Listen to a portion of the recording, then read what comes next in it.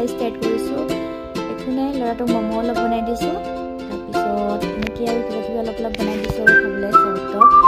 এইফালে হৰ্ষিত আৰু মই বহি আছোঁ ইয়াৰ কাৰণে চব খাই বহি আছে কালি দৰ্শিতে ইউটিউবত দেখিলে মানে গ্লাছৰ পৰা কথা পাতে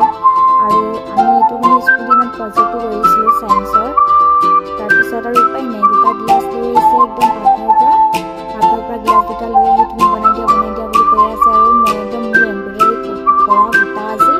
এম্ব্ৰইডাৰী কৰা সূতা দি একদম বান্ধি দিছোঁ এইফালে হৰ্ষিতক দেখিছে নহয় একদম মোবাইলৰ পেকেট খাই আছে একদম মানে মনেই কৰা নাই মই ইফালে ইয়ালে বনাই থাকোঁতে ই আমনি চামনি নকৰে ইমান সেইকাৰণে মোৰ বহুত সুবিধা হয় আজি তাতে কাম কৰা মানুহগৰাকীও অহা নাই গোটেইখন লেতেৰা হৈ আছে আকৌ হৰ্ষিতক খুৱাবৰ কাৰণে মই খানাও আনি থৈছোঁ খোৱা নাই তাৰপিছত ঠাণ্ডা হ'বৰ কাৰণে ৰখি আছোঁ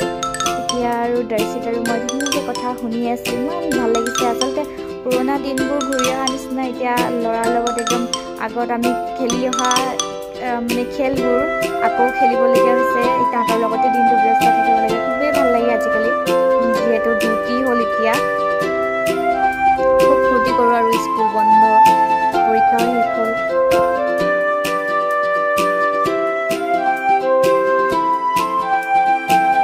এতিয়া আৰু কাম বন বাদ দি একদম যিমান পাৰোঁ মানে তাক টাইম দিছোঁ আৰু কাৰণ কেলৈ আকৌ স্কুল খুলিলেতো নাপাওঁ 6টা বজাত গুচিয়ে যায় ঘৰৰ পৰা 6টা 6:30 বজাততো ঘৰৰ পৰা গুচিয়ে যায় যিমান পাৰোঁ সময় দিছোঁ যি কয় মানে আৰু ঘৰত এতিয়া সময় দিছোঁ ধুনীয়াকৈ খেলিছোঁ গোটেই তিনিটা বেডমিণ্টন খেলিছোঁ ক্ৰিকেট খেলিছোঁ ফুটবল খেলিছোঁ একদম গোটেইখিনি একদম যেনেকৈ পাৰোঁ আৰু মই এইফালৰ পৰা কথা কৈছোঁ দৰ্শিতে শুনিছে দৰ্শিতাই কথা কৈছে আকৌ মই শুনিছোঁ ইমান ভাল লাগিছে নহয় সঁচাকৈ একদম মানে দিনবোৰ এই ইমান দূৰত গৈ লৈছে বাৰান্দাত বহি আছেহি